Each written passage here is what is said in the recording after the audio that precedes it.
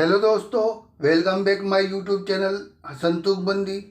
अगर आप चैनल पर नए हैं तो कृपया चैनल को सब्सक्राइब ज़रूर कर दें, जिससे समय समय पर मेरी वीडियो आपको मिलती रहें। जैसा कि आपने पहले 2 भागों में सुना कि सोनम एक आज़ाद ख्याल की लड़की है जो अपनी ज़िंदगी अपने तरीके से जीना चाहती है और इसके लिए वो अपने गांव से भागकर दिल्ली आ जाती है और एक मल्टीनेशनल कंपनी में जॉब करने लगती है। सोनम के साथ ही नरेश नाम का लड़का भी काम करता है। उन दोनों में पहले दोस्ती होती है, फिर प्यार हो जाता है और दोनों लिविंग रिलेशनशिप में रहने लगते हैं। जब इसकी खबर सोनम के गांव वालों को लगती है कि सोनम बिना शादी के ही किसी लड़के के साथ रहती है, तो वह सोनम के माता पिता को ताने सुनाने लगते हैं और दोनों की बहुत बेइज्जती होती है। इसी सिलसिले में दोनों फ़ोन पर सोनम से बात करते हैं और सोनम से मिलने के लिए कहते हैं। अब आगे कहती है, ठीक है मम्मी, लेकिन आप जब भी आओ इतवार के दिन आना। इतवार को मेरी छुट्टी रहती है, मैं पता बताती हूँ। वीना ने आवाज़ देकर अपनी छोटी बेटी पूनम को बुलाया और उसे पता लिखने को कहा। सोनम ने फ़ोन पर अपना पता बता दिया और पूनम ने पता लिख लिया। तो वीना ने फ़ोन रख दिया और पूनम से पते का पेपर लेकर अपने हाथ में दबा लिया और अनिल सिंह के पास आकर बैठ गई। जब पूनम कमरे से बाहर चली गई तो अनिल सिंह ने हैरानी से वीना से पूछा, तुमने मुझे क्यों बात न करने दी? वीना ने मुस्कुराते हुए कहा, तुम्हें बात करने देती तो तुम उस पर गुस्सा करते और फ़ोन पर ही उसे जली कटी सुना देते। जिस मामले पर हम उसे समझाना चाहते हैं वो बहुत नाजुक है, जो बिना उससे मिले हल नहीं हो सकता। और अगर तुम फ़ोन पर ही बिगड़ जाते तो वो अपना पता कभी न बताती। ये कहकर वीना कमरे से बाहर चली गई। अगले इतवार को वीना और अनिल सिंह दिल्ली में सोनम के घर पहुंचे। सोनम ने नरेश को पहले ही बता दिया था आज मम्मी पापा आ सकते हैं। जब वीना और अनिल सिंह सोनम के घर पहुंचे और उसके घर की बेल बजाई तो दरवाज़ा नरेश ने ही खोला। वह सोनम के माता पिता को देखते ही पहचान गया कि यही सोनम के माता पिता हैं। नरेश ने मुस्कुराकर दोनों को प्रणाम किया और अंदर आने को कहा। दोनों को अंदर बुलाकर सोफे पर बिठा दिया। तभी सोनम अपने माता पिता के लिए पानी ले आई। माँ ने तो पानी का गिलास ले लिया, लेकिन पिताजी ने पानी लेने से हाथ का इशारा करके मना कर दिया। सोनम अपनी माँ के पास सोफे पर ही बैठ गई। एक सोफे पर सोनम और उसकी माताजी बैठी थी और दूसरे पर सोनम के पिता और नरेश बैठे हुए थे। फिर वीना ने मुस्कुराकर कहा, बेटा तुम्हारा क्या नाम है?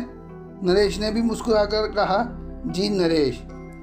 बेटा कहाँ के रहने वाले हो? नरेश, जी बरेली का। वीना, तुम भी सोनू के साथ काम करते हो?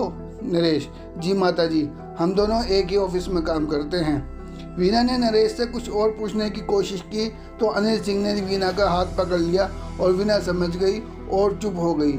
फिर अनिल सिंह ने सोनम से बात करनी शुरू की। अनिल सिंह ने कहा, देख सोनम, हम यहाँ फालतू की बातें या तेरा हाल चाल और तेरा घर देखने नहीं आए हैं। बस तुझसे एक गुजारिश करनी है कि तूने जो किया सो किया। तेरे इस फैसले से गांव में हमारी कितनी बदनामी हो रही है ये तू कभी नहीं समझ सकती। बस हम पर इतना उपकार कर दे कि तू इस लड़के से शादी कर ले, फिर हमें कोई एतराज़ नहीं, वरना सारा गाँव ताने मार मार कर हमारी जान ले लेगा। सोनम अपने पिता की बातें सर झुकाए सुन रही थी। जैसे ही उसने अपना सर उठाया तो देखा उसके पिता की आंखों में आंसू भरे हुए थे और उन्होंने अपने हाथ जोड़ रखे थे, मानो जैसे वो सोनम से भीख मांग रहे हों। इतने में वीना भी बोल उठी, सोनू बेटा, नरेश कौन है, किस जाति का है, कितना कमाता है, इससे हमें कोई मतलब नहीं। तुम दोनों एक दूसरे को पसंद करते हो, जितनी जल्दी हो सके तुम लोग शादी कर लो। तुम दोनों बिना शादी के एक साथ रहते हो, इससे गांव वालों को हंसी उड़ाने का, हमारी इज्जत उछालने का मौका मिलता है। तुम दोनों शादी कर लोगे तो सबकी बोलती बंद हो जाएगी और तुम शादी करोगे तो हम भी तुम्हारी खुशियों में शामिल होंगे और हमसे जो कुछ भी बंद पड़ेगा हम करेंगे। लेकिन बेटा तुम दोनों शादी कर लो। इतना कहकर वीना चुप हो गई और सोनम के जवाब का इंतज़ार करने लगी। सोनम ने अपने माता पिता की बातें सुनकर कुछ कहना चाहा, लेकिन कुछ कहने से पहले उसने नरेश की तरफ देखा तो नरेश बिल्कुल चुपचाप ज़मीन की तरफ निगाह गड़ाए बैठा था।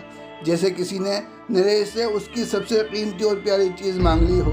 सोनम ने फिर अपनी माँ की तरफ देखा और बड़ी हिम्मत जुटाकर बोली, मम्मी ठीक है, मैं नरेश से इस बारे में बात करके आपको जल्दी बताऊंगी। अनिल सिंह सोनम का जवाब सुनकर सोफे से खड़े हो गए और बोले, ठीक है सोनम, तेरे जवाब का मैं बेसब्री से इंतज़ार करूंगा। फिर वीना भी खड़ी हो गई। दोनों को खड़े देखकर सोनम ने चेहरे पर हल्की सी मुस्कान लाते हुए कहा, पापा बैठिए ना, खाना खाकर जाना। लेकिन अनिल सिंह कुछ बोले बिना ही हाथ से मना का इशारा करके दरवाजे की तरफ चल दिए, जैसे वो सोनम से कह रहे हों कि तेरे खाने से तो हम बिना खाए ही अच्छे हैं। उनके पीछे पीछे वीना भी घर से बाहर चली गई। नरेश भी उनको छोड़ने के लिए उनके पीछे हो लिया। सोनम बड़ी हैरानी से अपने माता पिता के रवैये को देखती रह गई। उसे यकीन ही नहीं हुआ कि ये उसके ही माता पिता हैं जो उसकी हर बात मान लिया करते थे। पापा कभी किसी काम से घर से बाहर जाते थे तो मेरे सर पर हाथ रखकर मुझे आशीर्वाद और दुआएं देते थे, और आज आशीर्वाद तो दूर, जाते हुए मेरी तरफ देखा तक नहीं। रात को जब सोनम सोने के लिए बिस्तर पर आई तो उसने नरेश से शादी के लिए कहा। नरेश वैसे तो सोनम से बहुत प्यार करता था, लेकिन विवाह के बंधन में अभी नहीं बंधना चाहता था। उसने जो अपने लिए अब सपने देख रखे थे, पहले वो उन सपनों को सच कर लेना चाहता था। उसे नौकरी करना बिल्कुल भी पसंद नहीं था। वह चाहता था कि मेरा भी बिजनेस हो, मेरे ऑफिस में भी बहुत सारे एम्प्लॉय काम करें, मैं बॉस बनकर अपने एम्प्लॉय पर राज करूं। अभी से घर गृहस्थी में फंस गया तो मेरा सपना कभी सच नहीं हो सकेगा। और अब कुछ ही महीने बाद उसका प्रमोशन भी होने वाला था। कंपनी की तरफ से वह यूरोप जाने वाला था। अगर शादी में फंस गया तो शायद यूरोप भी ना जा सकूंगा। नरेश सोनम से प्रेम करता था और शादी भी करना चाहता था, लेकिन इतनी जल्दी नहीं। इसलिए उसने जब सोनम से शादी का प्रपोजल सुना तो उसे समझाने लगा, सोनम हम शादी करेंगे और ज़रूर करेंगे, इसमें रत्ती भर भी शक नहीं है, लेकिन मैं अभी शादी के लिए तैयार नहीं हूँ। मेरा जो सपना है वो तुम जानती हो, मैं अपना बिजनेस खड़ा करना चाहता हूँ। अभी हम दोनों मिलकर कमाते ही कितना है। मैंने मर मर के कुछ सेविंग की है और गांव में मेरी थोड़ी सी ज़मीन भी है। बस यूरोप से वापस आकर अपने बिजनेस की शुरुआत करूंगा। बिजनेस को जमते जमते 2 से 3 साल तो लग ही जाएंगे। मेरा बिजनेस जैसे ही चल निकलेगा हम तुरंत शादी करेंगे। तब तक तुम्हें इंतज़ार करना ही पड़ेगा।